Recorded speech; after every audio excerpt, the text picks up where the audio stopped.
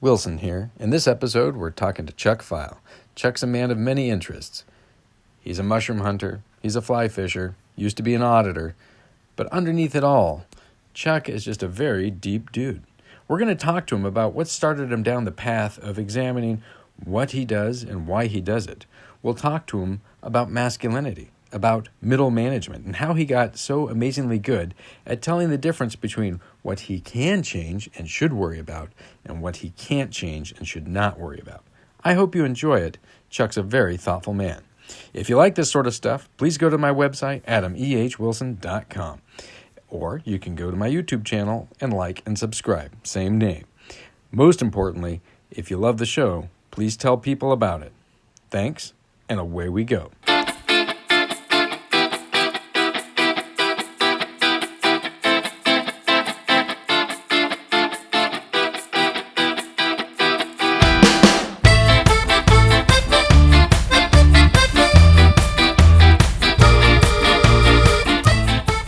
Hello, I am here with Chuck Pfeil, and I'm very excited to talk to him because, let me tell you, Chuck is a very interesting character and a wise man. But first, I'm going to have you introduce yourself, Chuck.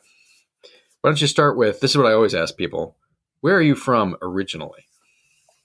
Good question. Well, hello, everybody. I grew up in Tacoma, Washington. For the most of my life, I've gone up and down the I-5 corridor, spent my formative years in Tacoma, graduated from high school. Then I lived in Seattle for 10 years and went to University of Washington and then through a number of events, wound up back in Olympia. I've been in Olympia for about 35 years. And met my wife when we were high school sweethearts. So we met in Tacoma and have been together for 50 years. Oh, congratulations! Thank you. So it's been a long and fulfilling journey. I bet you've seen things change quite a bit. I mean, when I talk to folks around here, you do run into people who are from Tacoma. But as you know, when you're in Olympia, at least I feel like it's a rare day to talk to somebody who is from Olympia, Washington, because there's so much moving to, I guess in-migration is what we call it. But there's a lot more people here, I'm sure, than there used to be. It has changed dramatically, and certainly, I think growing up, it was the main identity for Tacoma was the aroma of Tacoma with the pulp mill, and it was a lot of industry. Went through a great deal of gentrification and cleaning up, and has become a pretty amazing place these days. But it was like an industrial town. At least that was my impression when I was growing up, and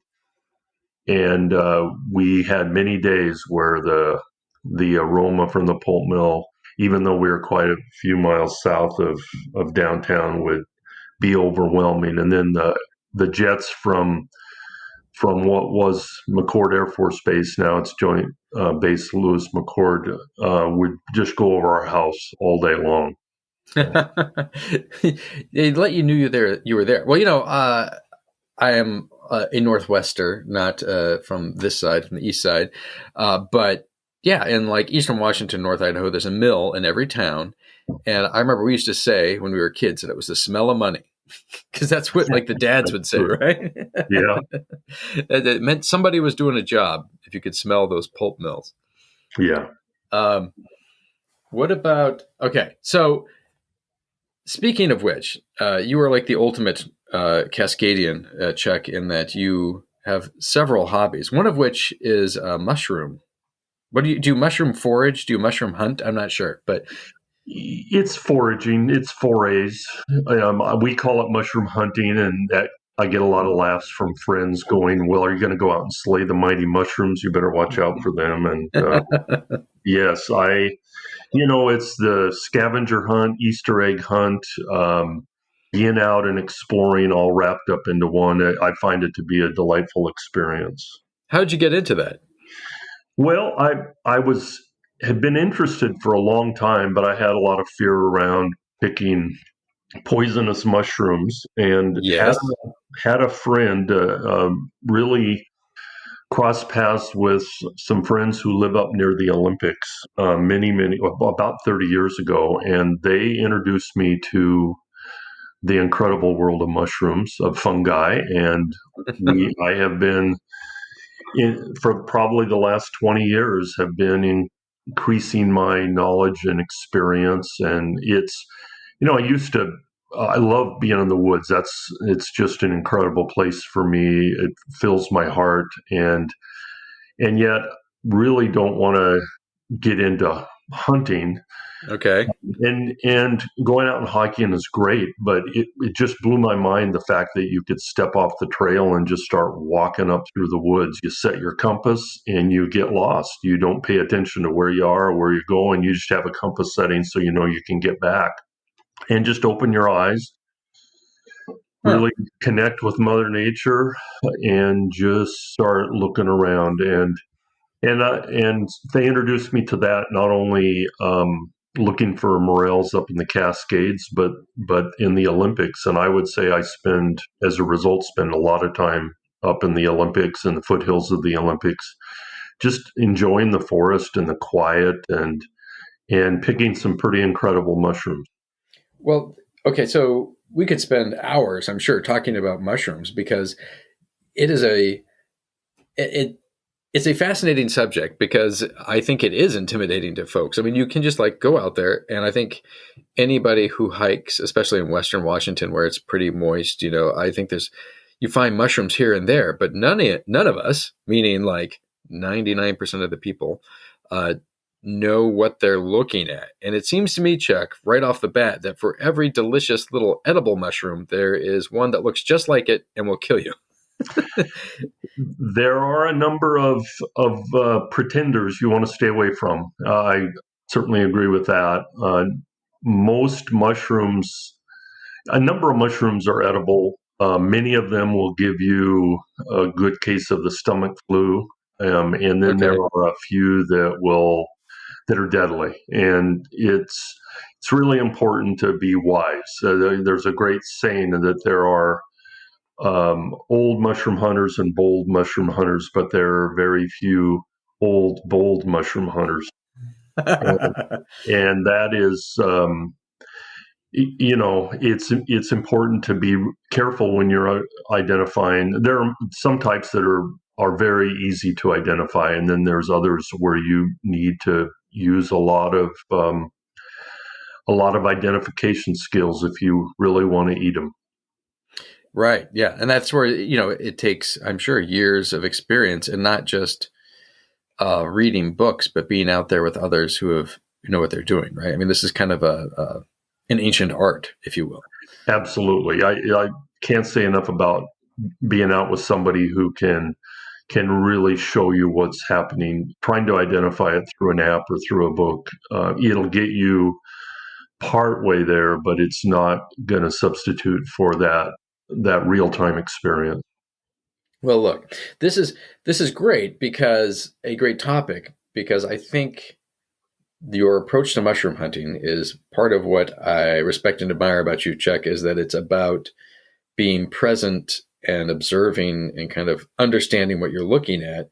And actually, when I was talking to Jessica, my wife, this morning, that I was going to interview you, and I was like, "What should I ask Chuck?" She noted that you are very, very good, Chuck, at sorting sort of the petty from the meaningful, if I dare say. Like, I don't know too many people who are better able to figure out what's important and what's not quickly than you. So, is that? Tell me about that skill you have. Is it? Where did you acquire this ability? Oh, that's a deep question, Adam. Gotcha. I went through a big transformation about 30 years ago. I think that's the way I would start this. And I would say the first half of my life, I was very much in my head, really into math and science. And if I could see it, then I would believe it. And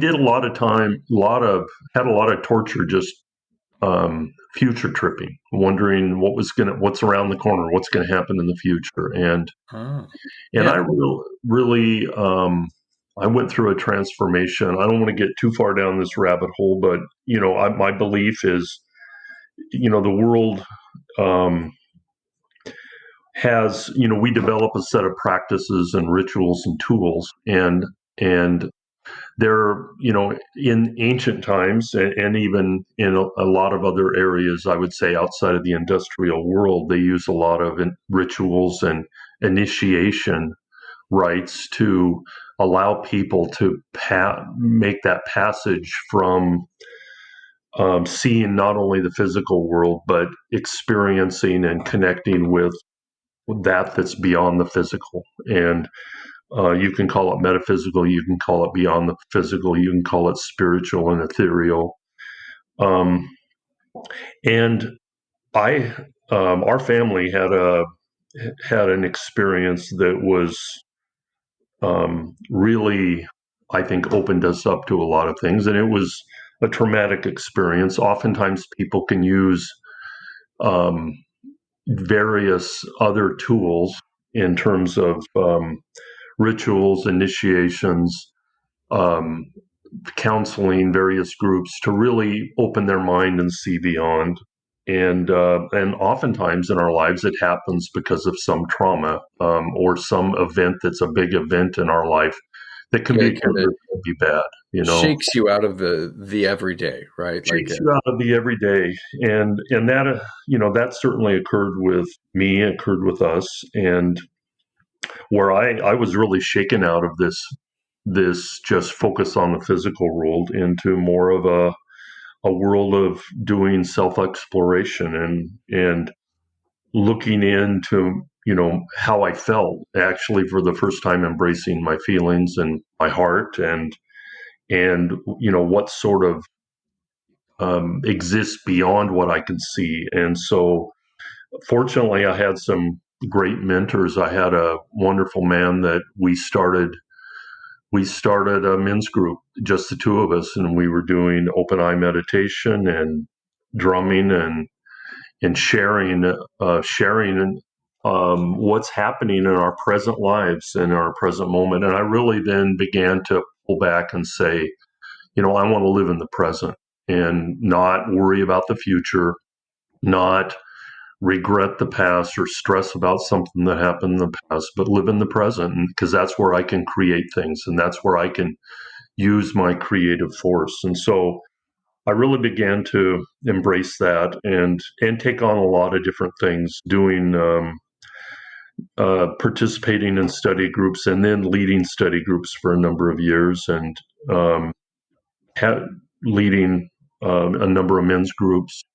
Then got into, with my friend, we got into leading firewalks and sweats, and it's all about opening people up to that inner realm that oftentimes in our day-to-day life we overlook. And so I did a lot of reading with Malidoma Some and Wayne Dyer and Carolyn Myss and Deepak Chopra, and read Black Elk Speaks, and just really looking beyond. And so here I am, this thinker, this, my wife used to call me head and I'd call her heart, that is suddenly open to something beyond. And so I'd put on my suit and tie during the day, and then I'd go home and I'd let my hair down and really delve into other things. And I think that had given me a sense, that and meditation, it really has given me a chance to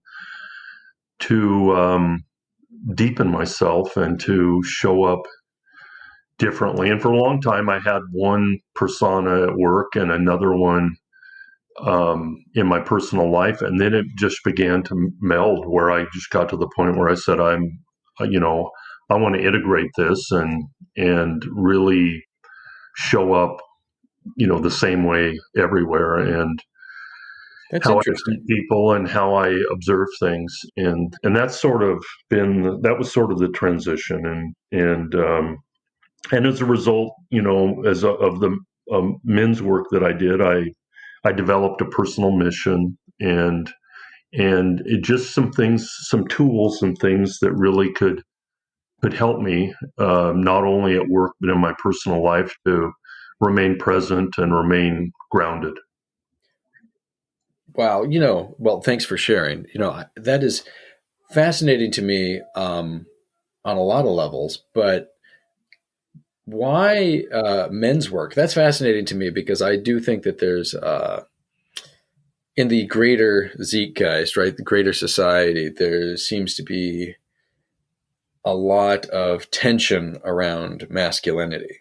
And even now, I sometimes think about the phrase "toxic masculinity" that we have, and how could a level of normal human condition, it's normal for humans to be masculine, and how could it be so bad that it would be toxic?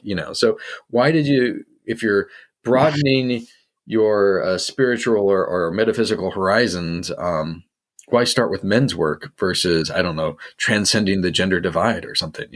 That was Well, there was a time where I felt like I was pretty well surrounded with two daughters and a wife and couple of dogs, and that I felt like I was surrounded with a lot of feminine energy, right. and yet that really wasn't it. I think the important thing was understanding that for a long time, my folks were from Western Colorado, and I spent summers back there, and my image of a man was around John Wayne. Men don't cry, men hold their feelings in. They're rocks. I just visualize myself as this rock who could take anything, Right. Yeah. and as I started doing some of this work, I realized that it's important to have courage, and it's important to be able to be strong, and that applies to anybody. But that's only one aspect of the masculine, a well-rounded masculine. Being able to feel your feelings, being able to express yourself, being able to embrace the magic of the world. That there are different aspects of the masculine, and just thinking that you can be fierce, and be fiery is only one element of what I consider to be a fully actualized man to be. And let me go back to this. You led fire walks. Speaking of fiery, I did. My friend and I got into it. Went to a few. He had been going to firewalks for quite some time, and he introduced in the early '90s. Introduced my wife and I to firewalking, and we started leading them, and we led 30 firewalks out on our property. holy cow! And I actually flew back to Atlanta when he got married. He moved to Atlanta and got married, and I flew back there and facilitated a firewalk back there for his wedding ceremony. So Oh man, please tell me that was not like the walk up the aisle. yeah, no, it was a part of the celebration afterwards, and really it's all about looking into yourself and facing that fear that comes up when you've got this huge bed of hot coals that you can feel from 10 or 15 feet away, and it's not so much about successfully walking; it's about how you address that fear, and so it's an experience where we spend 5 or 6 hours helping people go through different experiences that sort of lead them through some other activities that bring up some fear, Right. and we share that together, and then we finally move into a firewalk experience, and it's another one of those initiatory experiences that allows people to really open up and see things differently. That's amazing. Well, it does kind of encapsulate some of what you were talking about, like a well-rounded masculinity, and that it sounds awesome, and that there's fire, and you're walking on it, and you're kind of conquering this elemental force. But as I understand it, you don't successfully firewalk by fire sprinting, right? I mean, you've got to be fairly Right. calm, and Yes. Yeah, I believe that is the case. To that you really do need to to be calm. You need to walk. I always walked at a good pace. I'm not going to just stand out in the middle of the fire, but it's not one that you run through the fire. Right. Well, that is amazing. I did not realize you did firework walks, Chuck, and it's just one more amazing facet of the Chuck lifestyle, because we met at work, and you're retired now, but you were an auditor then, and people think of auditors as being like the ultimate numbers people, right? Like it's all got to add up to zero at the end. And it's fascinating to think that you were also walking on fire while auditing. Can you explain to people a bit about your philosophy of working? Because I was very impressed with your style. And maybe I should back up and say, like things happened, and especially in the last few years at the auditor's office, there was some political trouble, which you don't have to get into a whole lot, but the elected state auditor was like up on charges, and there was all sorts of things going on, and you were very calm. And I remember just before you retired, you gave kind of a talk to the staff about your philosophy of management. And it was very much about like saying your piece and letting people know how you feel, and then accepting what happens next without being too invested, if I'm kind of summarizing that. But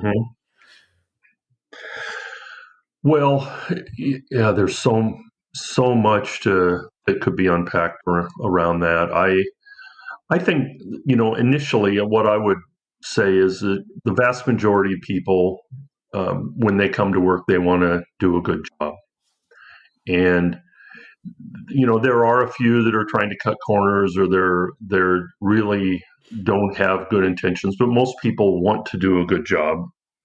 And so it's important to, as we're working with people, to listen to them, to be able to address them as individuals, and then to deal with them in a positive way. And I really, as a manager there, I really embrace situational leadership. And that's a situation where that's a technique where I really take a look at the individual and how I'm going to address them. And if somebody needs me to be direct because that's the way they take information in, then I'll be direct with them. But the vast majority of people are harder on themselves than I could ever be on them. And so for me to confront somebody and direct them is more traumatic than it needs to be, and then I can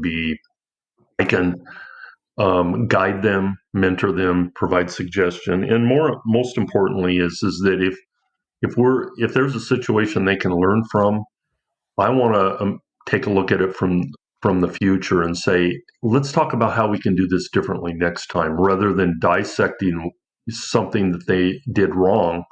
Let's talk about how next time this is going to be different, and doing that.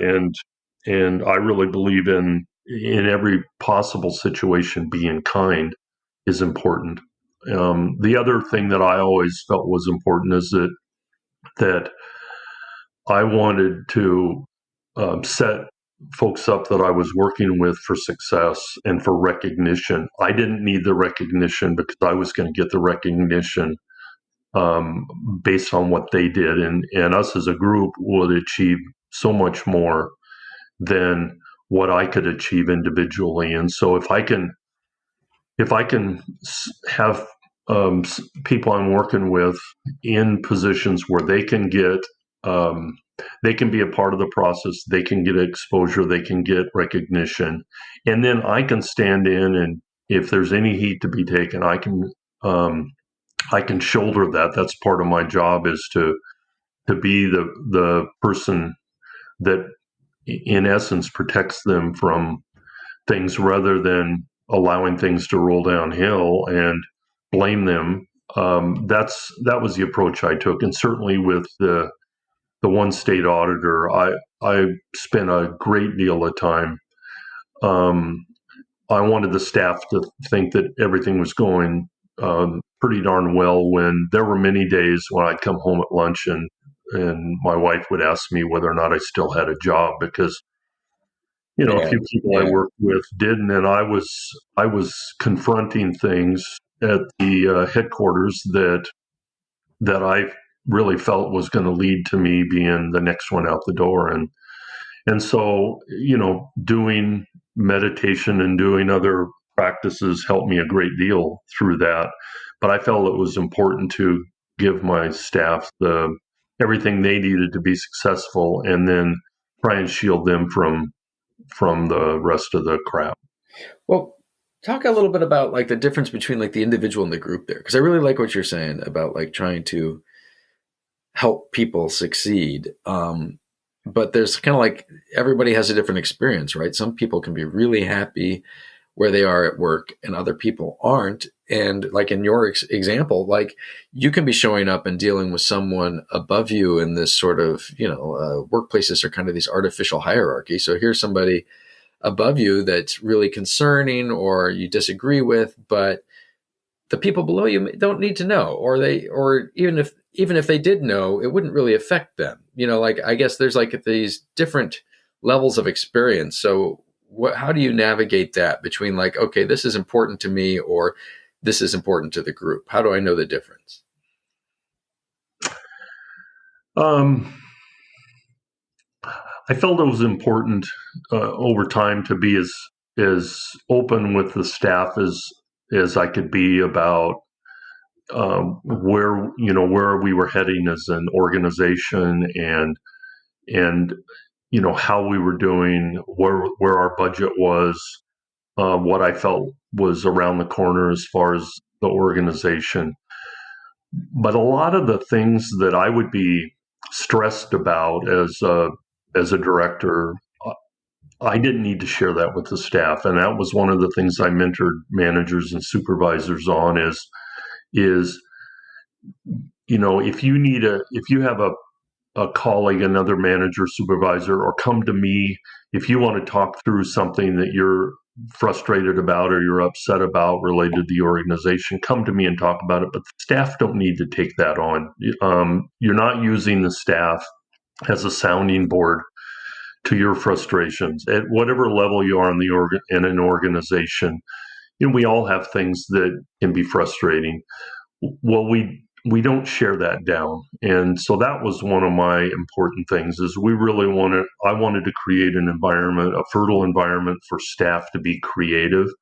I firmly believe that if you bring a diverse group of people together and they work together, there is this synergy that's created that will get us so much farther. And I've seen it, not only at work, I've seen it in so many different areas of my personal life. If we get a group of people together to work on a playground or to brainstorm an idea, we get so much farther when we put our heads together, we put our backs together, and can make incredible things happen that we can't individually. And so I really believe in supporting a group and giving them the space to be creative and positive, and then shield them from things that they don't need to know about. And I'm not saying things that if there's critical information for them to know, then definitely share that.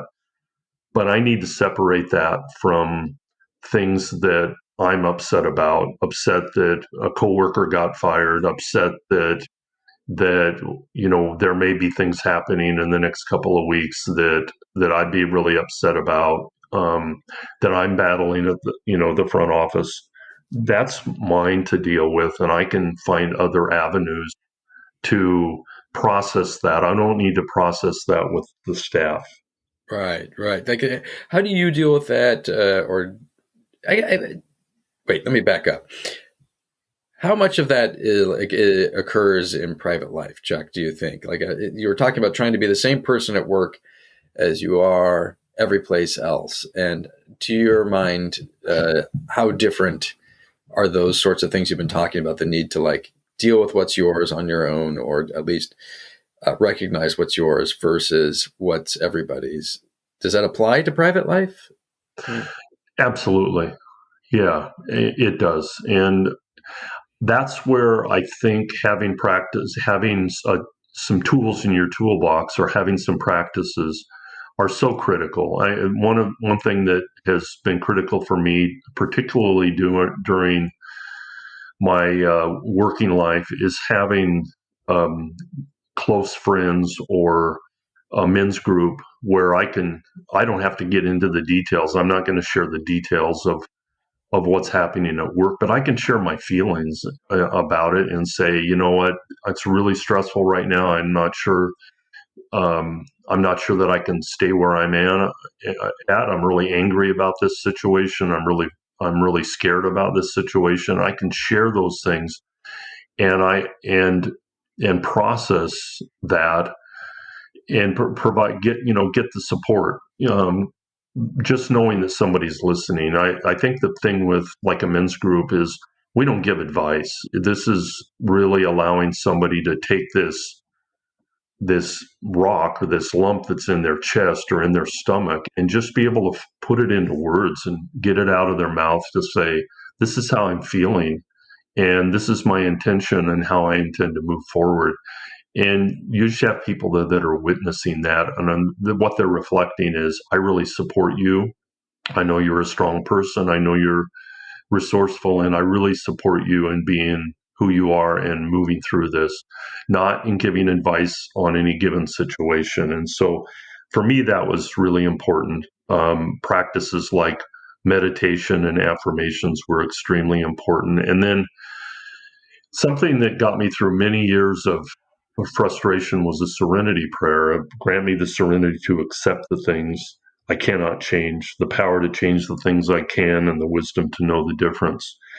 Because there were times when somebody above me, somebody who had power in a situation like a state auditor or like um, another official or a public official or somebody in my personal life who had power over a situation could get me really worked up. And yet, um, if I didn't have control over that situation, then to just obsess on it is really gonna be a torture. And I need to know can I step away from this, or are there things in the middle of this that I can change? And being able to navigate that has been really helpful for me, because there have been times where I could have just sort of blown up and left left my position. Mm-hmm. Right. But it's like, no, there's good here. I've got people that are doing really good things, and together we can accomplish some really good work for the public. And so I'm going to focus on that. And there are some other things that I don't have any control over. I'm going to let go of that, and I'm going to focus on what I can control and the aspect of my job that is mine to do. And for me, that's so liberating. That is, well, we're here again because this seems to be your superpower, Chuck. What is there like a process you go through to be like, is this mine to deal with or not? Or what is the part I can change and what I can't change? Yeah, that is something where I have to take a look at and say, what can I do in this situation? If can I stand up and object to this? And if so, can I do it in a way where I'm going to maintain some credibility? Part of my personal mission is integrity and truth, and I felt it was important for me at critical times to stand up to situations and to speak the truth. How I felt about something, and there's different ways to do that, and there's different um, situations that can be done. There are times where if I stood up and just jumped in the middle of a situation, I would lose integrity, or I would lose credibility, and probably wouldn't be around for very long. But there are ways that I can do it that would that could be heard, may not be accepted by somebody else in power, but it could be heard, and I could get my point across and still maintain some credibility. Well, that's I think a real challenge for folks, especially in the workplace. I think just because of the uh, how separate it is from like strong personal relationships. Not that you can't have strong personal relationships, but that, like there's a job to be done, right? That supersedes those. And Yeah. I think a lot of people go home at the end of the day just like frustrated because they wanted things to be different, or frustrated because, oh, they didn't treat me right, or that wasn't fair, or I could do more. And I think a lot of people struggle with just what you're talking about. Like, how do I maintain this credibility with myself and my coworkers? Right. Yeah. And there are times where it's after looking at it and you go, in all good consciousness, I can't be in this situation, and it's time for me to step away from it. It's time for me to move on. And so I really see that, and I have really had to in a number of events, I had to step back, take a look at the situation, and see, can I do good here? Is this something that would be fulfilling for me and for the people I'm working with, or is it time for me to step away? And that is, that really is the next step after I would do the serenity prayers, to say, okay, so now I need to take a look at this situation and to decide, is there something I can do, or is this beyond my control? And if I can't um, if I can't address the situation and I just can't live with it, then maybe I need to fully step away. And that's really the process that I ended up going through a number of times, and I go through in my personal life, in terms of whether I'm going to stay connected with an organization or an individual or an activity. Is this serving me, and is this something that I should step away from? Well, how you are, a lot of this, I think, kind of revolves around work, but you are retired. Does retirement mean an end to all these things, Chuck? Or how have your philosophical quandaries changed now that you're not clocking in and clocking out, at least the way you used to? Yes. Um, you know, shifting to retirement after working for so many years, it's a transition, and it took me a while to make that transition. And I think my focus on what I wanted to work on and what I want to accomplish has shifted. I've done some work for some work for several nonprofits, and very involved with my grandkids, my four grandkids and my daughters, and and working with friends. And I will say that the same things hold true. That in fact, there's a situation right now that I took a look at several months ago, and I said, I fully recognize I'm not in power in this situation. I fully recognize that, and honor this group's ability to make their own decisions. But I don't agree with it, and I don't have to stay involved with it, and be frustrated. I'm just Right. gonna I'm just gonna gracefully step away, and I would say I use a lot of the same tools in staying in the present and mentoring in a kind way with my um, with my children, with my grandchildren, um, and with other groups that I'm involved with. I don't think it's changed a bit. When we're dealing with a lot of the when we're dealing with a lot of the trauma and events that are going on nationally, when we're dealing with local issues, the homelessness, and a lot of the things that are swirling around. I'm constantly having to use mental management tools to take a look at how do I embrace this? How do I step up to this and do it in a healthy way? What you are still working. I mean, like you are engaged with groups. I know. Are you still doing like? I know you were like handed. What's the word? Doing handyman chores. You're doing like minor construction work, right? I do. I'm doing work around our house. Put in some flower beds. I'm doing a number of projects around the house. But I do have a few people that I do handyman work for. I've always um, one of the gifts that my father gave me was really realizing that the enjoyment and the ability to do work, to do construction, to do plumbing and electricity and various things, and just that concept that you can do this. And so I've always enjoyed doing that personally, and coming out of a large organization where things I was many steps removed from our frontline clients in many cases, and Right. Okay. it took many months for one of our reports or one of our products to get out the door. It's very fulfilling to go hang a door or to repair something, and just to have that one-on-one interaction. So I have a couple of people that I do some handyman work for and enjoy it thoroughly.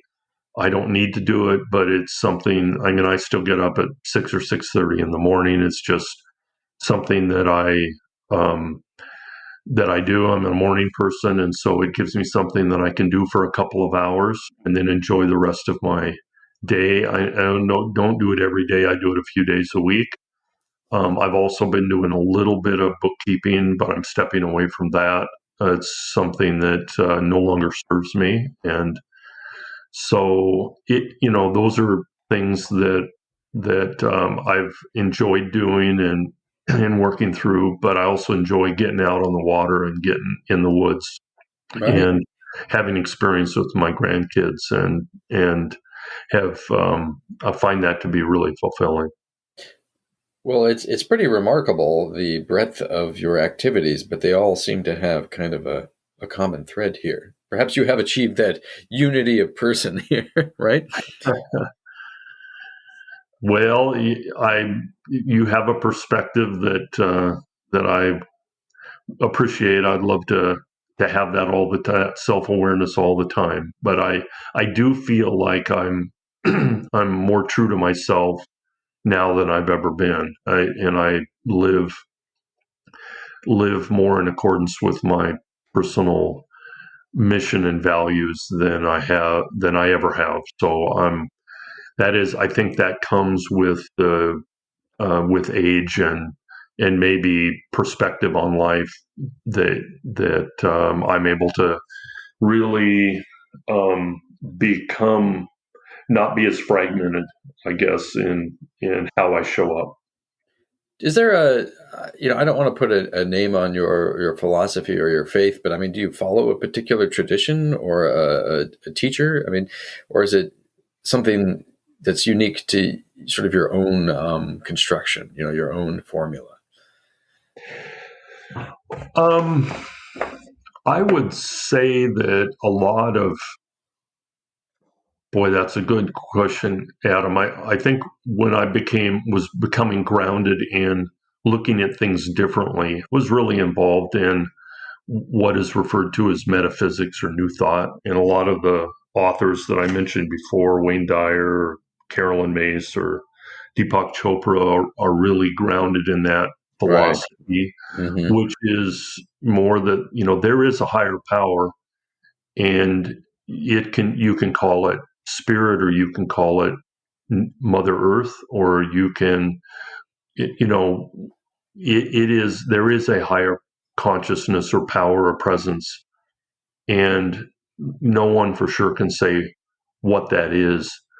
but it operates beyond the physical realm, and there are ways through our practices where we can be more fulfilled. We can be more focused on the present moment. We can achieve things through focus and consciousness and acceptance and release and forgiveness through various universal spiritual practices that allow us to show up more fully in our day-to-day life. And so I would say I became grounded in the what I would call universal spiritual practices through study, metaphysical studies.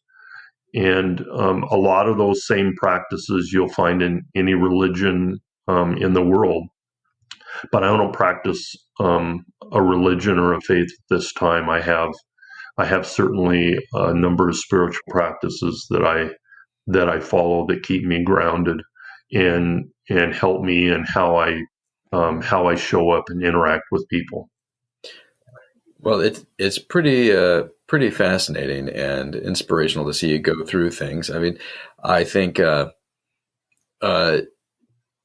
it's interesting to see how there is that universalism, right? Like if you talk to anyone, there are clearly like religious fanatics, and there are people who are not religious and are fanatic in a similar way, right? But I think that, and you find that people are truly moving in sort of that concert with the divine, like you're talking about, whether you're talking about, a nun in a convent or a Tibetan monk, or just someone who has gone through life and is really trying to be present with people and help them.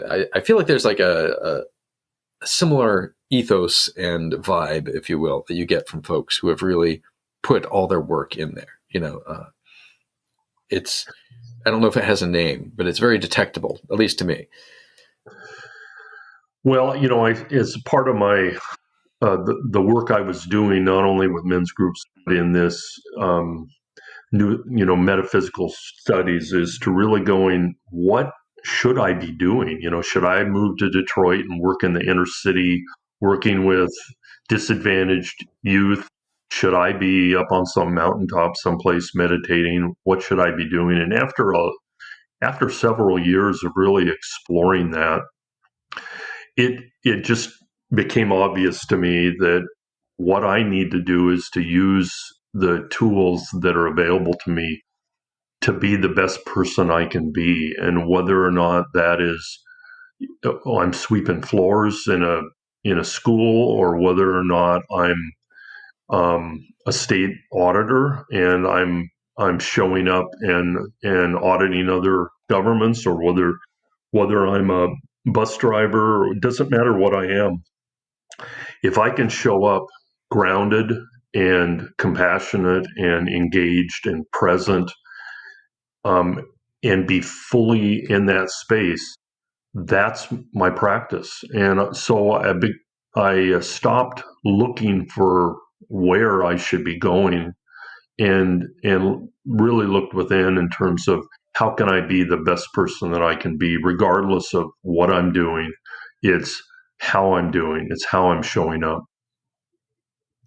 That's really cool, man. I really like it. Well, and I want to be, cognizant of the time. So let me ask you this by way of wrapping things up. How did where and how you grew up shape where you've come to now? Like how?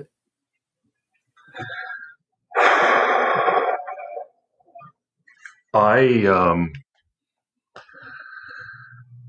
that's an interesting question, Adam. I had very loving parents growing up. My brother and sister and I, they focused on taking care of us, on treating us well. Not that I didn't get a few spankings and things back in the day, but their life was really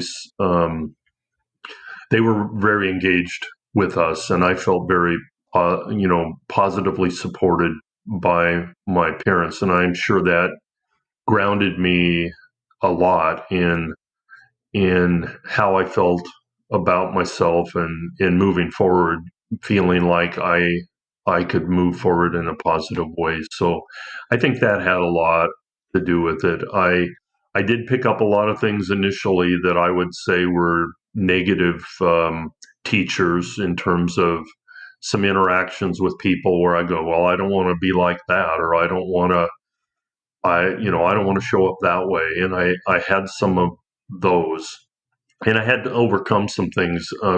Spending a lot of time in rural Colorado. I really fully embraced the image of what it meant to be a man, and some viewpoints that I would say weren't very diverse and inclusive, and so that gave me some things that I needed to really work through as I fully moved into my own manhood. Um, but certainly was well grounded at home with my parents. Well, they should be proud, I am sure.